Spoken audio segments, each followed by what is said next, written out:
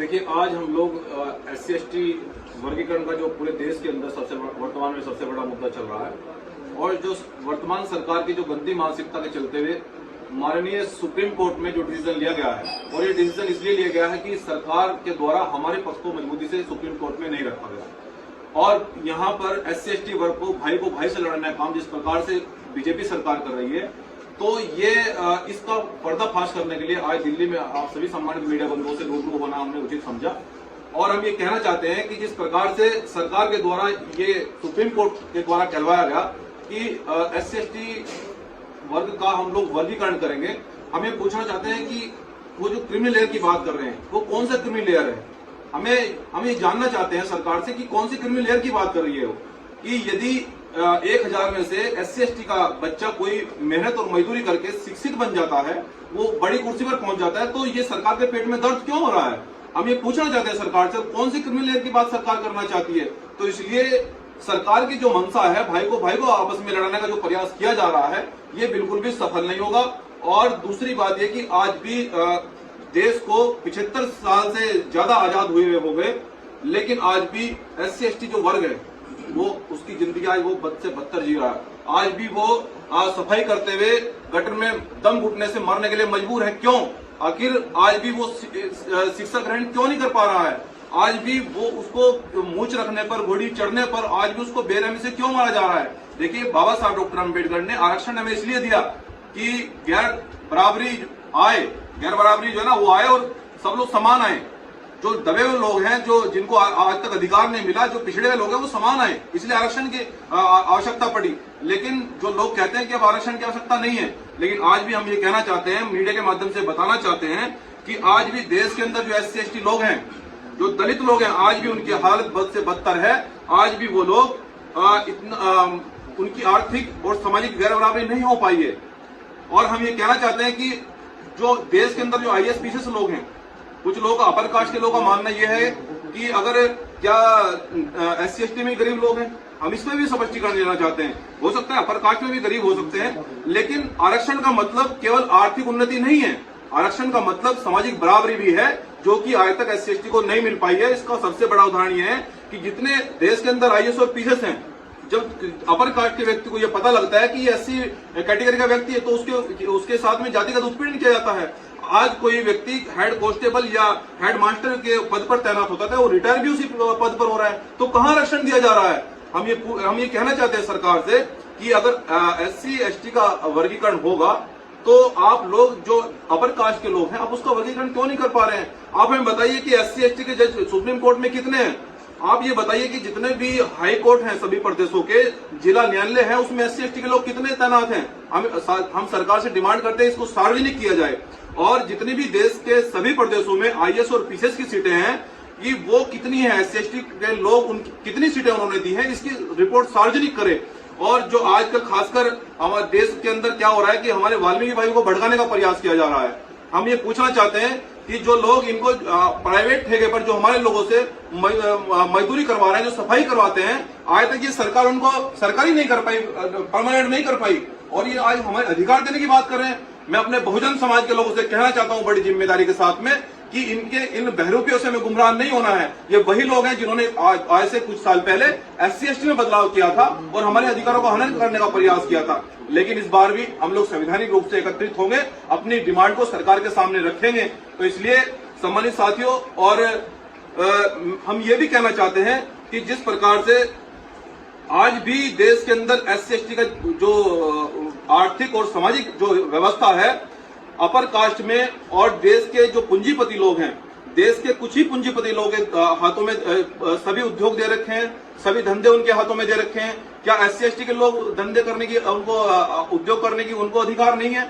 ये जानबूझकर सरकार उनको कई हजार करोड़ रुपए उनको लोन देती है, और जब SC ST को लोन देने की बात आती है, जब SC ST के लोग उद्योग लगाने की बात करते हैं, तो उनको गोली देकर टरका दिया जाता है। इसलिए हमारे लोग आज भी आर्थिक और सामाजिक रूप से पिछड़े में हैं, इसलिए वो ऊपर नहीं उठ पा रहे। इसलिए हम ये कहना चाहते हैं सरकार से, इसलिए हमें आज भी आरक्षण की आवश्यकता है। आज भी हम आजादी के इतने बाद भी हम लोग समान नहीं आ पा रहे, आज भी हमारा समाज पिछड़ा हुआ है।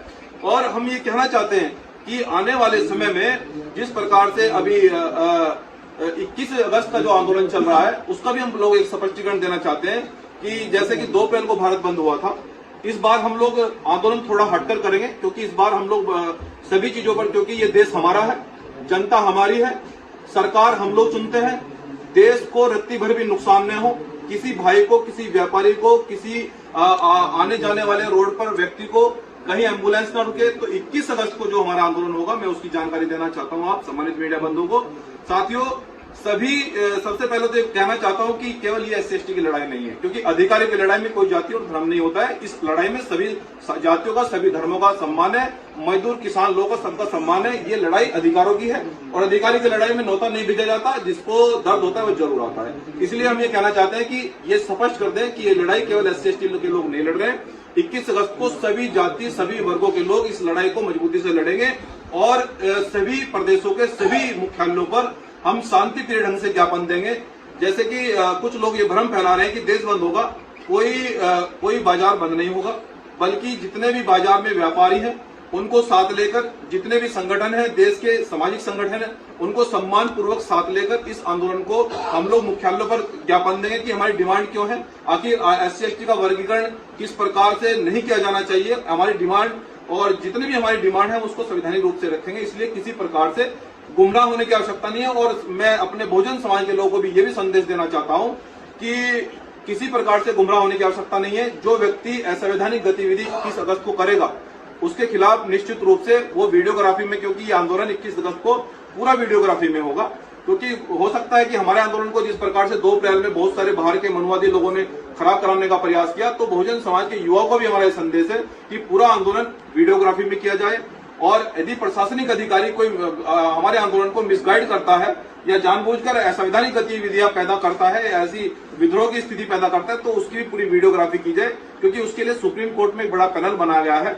और आरक्षण पर हम एक बात और कहना चाहते हैं कि आज भी ऐसा क्यों हो रहा है कि एक पूंजीपति के घर में अगर एक बच्चा पैदा होता है, अगर अडानी अंबानी जैसे परिवार में एक बच्चा पैदा होता है, तो उसकी फोटो अखबार में छपती है राजा के रूप में।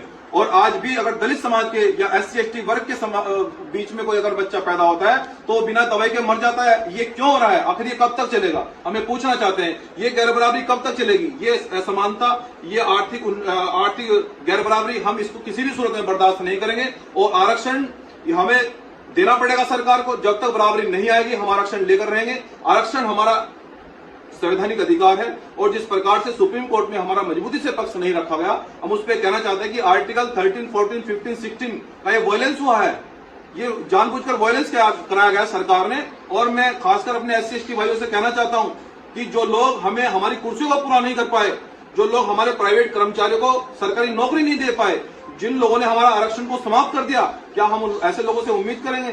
तो हम अपने SC/ST वर्ग के लोगों से भी कहना चाहते हैं कि इनके चक्कर में बिल्कुल आने की आवश्यकता नहीं है। हमें इसको पढ़ना पड़ेगा, आरक्षण की या SC/ST आरक्षण क्या है, इसको किस प्रकार से लागू होना है ये। लेकिन इसके बावजूद भी हम सभी बहुजन समाज के लोगों को 21 अगस्त को सरकार से ये अपील करनी है कि सरकार सुप्रीम कोर्ट में SC/ST जज हमारे क्यों नहीं है, इसका डाटा सार्वजनिक करे। सभी प्रदेशों में हमारे IAS PCS लोग क्यों नहीं है, इसका डाटा सार्वजनिक करेगा। और नहीं है SC/ST के लोग हमारे क्यों नहीं बिठाए गए? आप कौन सी क्रिमिनल की बात कर रहे हैं? जो बच्चा मेहनत करके हमारा कुर्सी पर बैठ जाता है, आप उसको क्रिमिनल बता रहे हैं?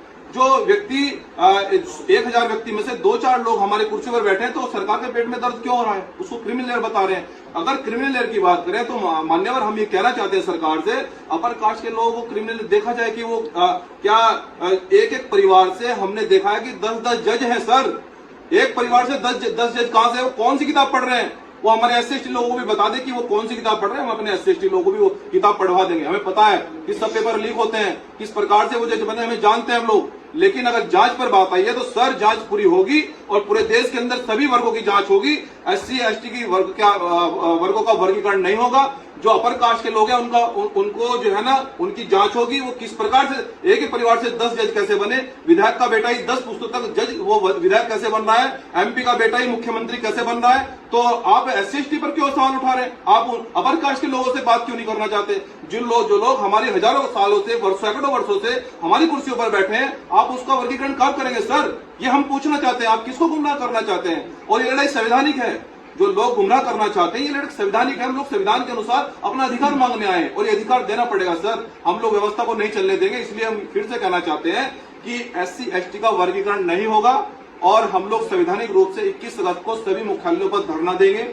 पूरा आंदोलन वीडियोग्राफी में होगा और अब जब जांच पर बात आ गई है, जब वर्गीकरण पर बात आ गई है, तो हम इस बात का भी वर्गीकरण करा के रहेंगे कि अपर कास्ट में कितने जजेस हैं, किस प्रकार से वो जज बने और सुप्रीम कोर्ट से लेकर हाई कोर्ट से लेकर जिला न्यायालय तक कितने जजेस हमारे हैं और कितने अपर कास्ट के लोग हैं। सभी को कुर्सी पर अपर कास्ट के लोगों क्यों बिठाया जा रहा है? क्या SC ST के लोगों को मादा नहीं रखते कुर्सी पर बैठने की? क्या उनमें हौसला नहीं है? क्या वो शिक्षित नहीं हो पा रहे हैं? और जिस प्रकार से SC ST की शिक्षा को खत्म कर दिया गया है सर, ये आर्टिकल 15 में हमारा फंडामेंटल राइट्स है, ये अधिकार है हमारा।